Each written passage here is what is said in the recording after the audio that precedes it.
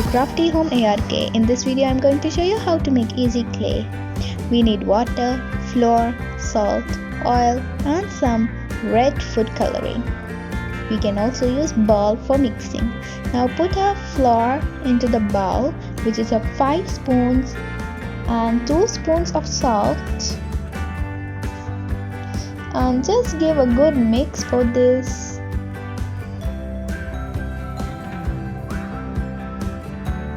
Now put 2 spoons of oil and mix well. This is vegetable oil. You can also use any other oil. You can use coconut oil, cooking oil. So next is water. Again, give a good mix for this.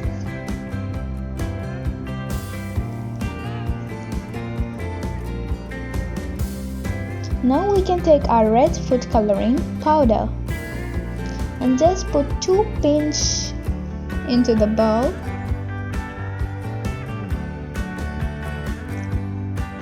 Now give a good mix with your hands. Mix well so the color gets everywhere. Now take it out. So our clay is ready.